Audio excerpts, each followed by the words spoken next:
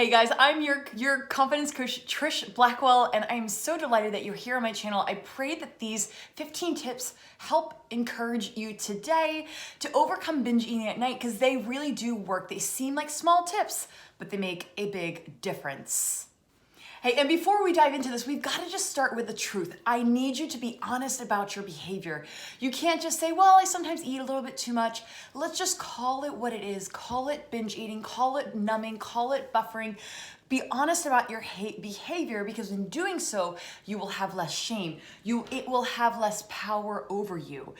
When you believe that that's stuck there and you believe change is possible, then you won't be stuck in the shame. You simply need new coping mechanisms. And these are 15 tips. I'm going to start with 5 to help you.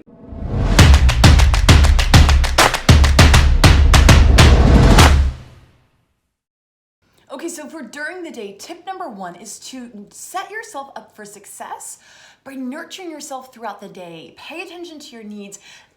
Practice self-care, create pockets of peace, don't overload your to-do list, and create a way to live with as much peace in the day as possible. The second tip is to prioritize your stress and anxiety management throughout the day.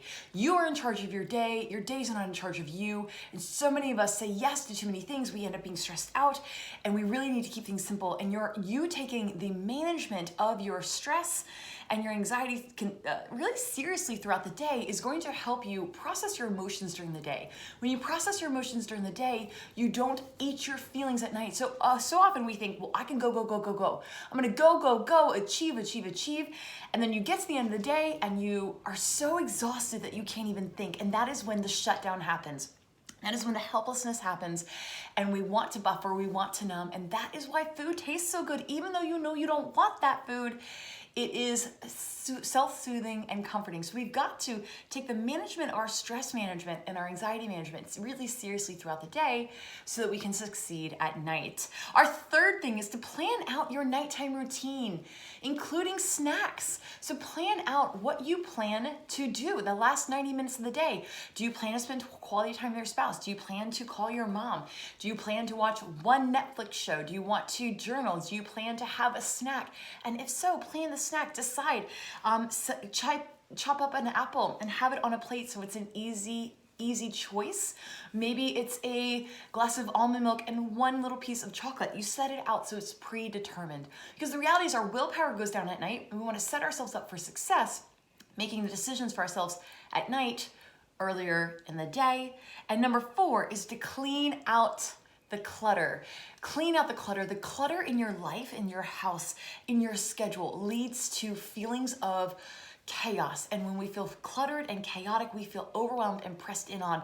And we want to self-soothe and self-protect, which is what binge eating often is. It's escapism. You don't have to stay stuck like that if you honestly create a sanctuary. Even if you can't clean your whole house, commit to keeping one section of your house clean, a sanctuary room, your bedroom, or sanctuary space where you know you can go and have peace and calm, and I promise you will feel more in control.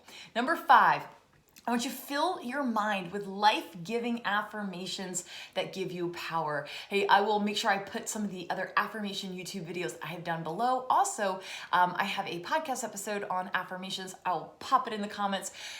The words you speak over yourself can change the outcome of your whole life. And so start using powerful words. And during the day, if you're speaking words of life and words of boldness, and you're speaking to yourself, to the person you're becoming, not the person you were stuck in or the behaviors maybe you've made some decisions to stay stuck in. You can start filling your mind with life-giving affirmations so that you know your power, so that when you at night feel like you want to slide into an old routine, you go, wait a second, that is not me anymore. I am fulfilled. I am alive. I am vibrant. I have self-discipline. I have willpower, and I honor myself and listen to my body. When I'm tired, I go to bed. A lot of times, guys, the desire to binge eat at night is our body saying, hey, it's time to sleep. It's time for some comfort. It's time for some R&R, some rest and relaxation and rejuvenation. And instead we distract and numb, which then creates a crazy cycle of being mad at ourselves, shame, and more self-sabotage. Right. So those are the 5 things you can do during the day. Now let's talk about what you can do at night to help. Okay, let's talk about nighttime. Things you can do to stop binge eating at night. Number one, have a plan. Have a plan. Know exactly how your night is going to look. Know what time you're going to bed. Make a decision about what time you're turning off the TV. Make a decision about how much scrolling you're gonna do. Make a decision if you're gonna snack, what is it gonna be? What have you pre-decided? Number two, reduce your screen time. Screens lead to mindlessness, lead to a desire to keep ourselves distracted. For those of you who might have a desire to keep your hands busy, that would be a real, I've had clients do puzzles to chew gum. Sometimes we need something to do with our hands or our mouth. And screens, what screens do is they kind of leave you needing something. So reducing the number of screens will help you not be as tempted to binge eat at night. And that means screens can be visual or it could be what you're scrolling, right? So reduce screens. Number three, create and find beauty in activity that involves your hands. Now, I insinuated this just a minute ago, but doing something with pen and paper, getting into handwriting, getting into writing cards for friends. Maybe you want to get into art. Maybe you like to sew. Maybe you're a crafter. Maybe you're not. Maybe you want to color. Maybe you want to doodle. Maybe you write, you do a puzzle.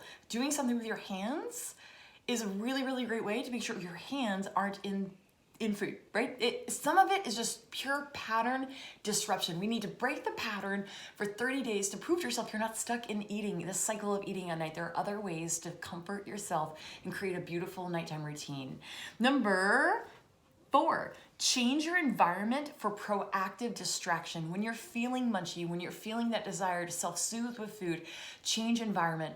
A change of environment can change what your internal environment is going on. So whether you go take a hot shower, go for a quick walk around the block, put on music, have a 1-minute dance party, it really can shift the state of focus that you had.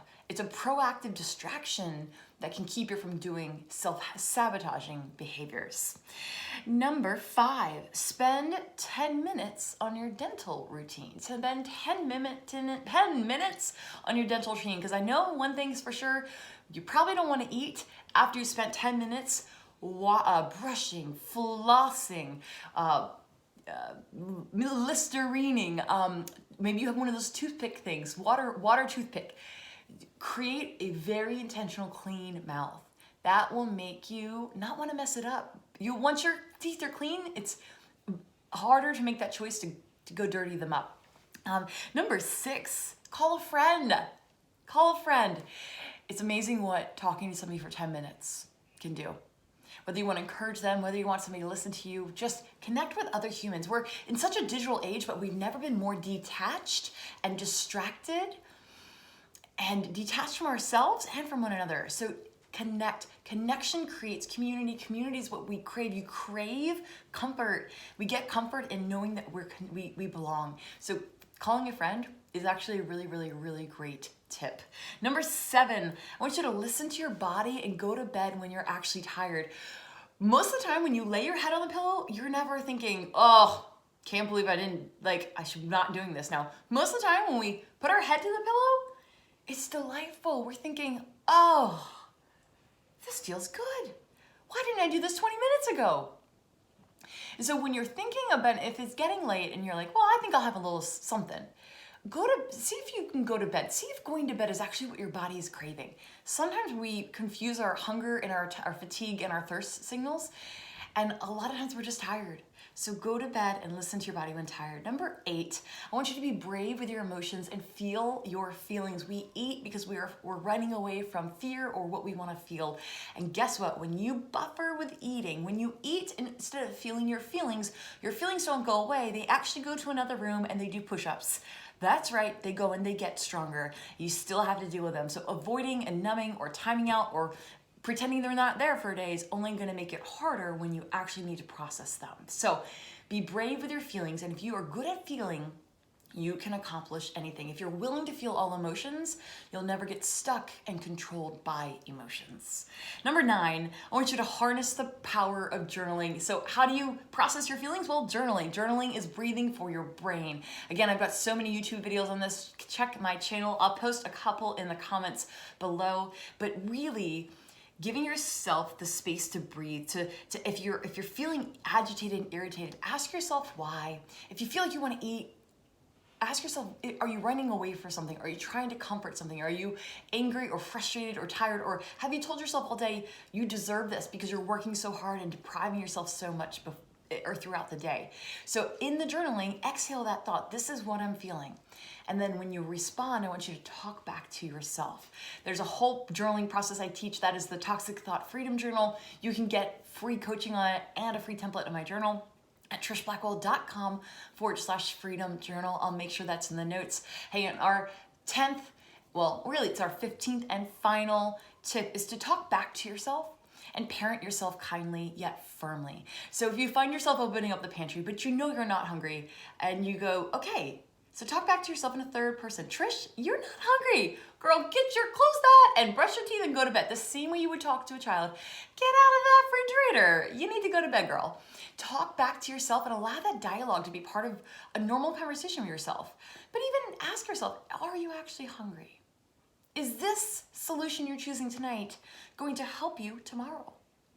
Is this going to be good for 5 minutes, or will it be a good decision that you're proud of 5 days from now? So know that you might get a quick fix, but for more pain in exchange. And that's what the conversation is that you have with yourself when you're parenting yourself. In my coaching practice, I call that self-coaching. I teach you how to do that in the doors of the College of Confidence. So you can check that out at collegeofconfidence.com. I hope these 15 tips encourage you. I would love to hear which one you're going to put into practice that you've maybe never heard before. You might have heard all of them before, but repetition leads to mastery. So remember, little by little, big breakthroughs come. So I'm cheering you on. Keep on keeping on. And for more self-coaching tips, go to collegeofconfidence.com. And if you're ready to work on really being done with sabotage for good, check out my upcoming mastermind, trishblackwell.com/mastermind. We will be taking applications soon. I'd love to consider you for that 6-month journey to being done with numb. That's right. I'm helping people step away from numbing themselves with food completely. It's a process, it takes time, but the work is worth it. So keep on keeping on. You will get breakthrough. There is healing ahead. And I want to remind you, you can do hard things. You can feel any feeling. You can be brave enough not to buffer. And remember these truths. You are not broken. This habit is this is not shameful. You're stuck in a habit that doesn't serve you. That's all. And you are not stuck here. You are moving forward. Today's a line in the sand. You are not stuck here, and you are not alone. Hey, I'm cheering you on. I love you. Thanks for being part of this channel. Hit subscribe and say hello below.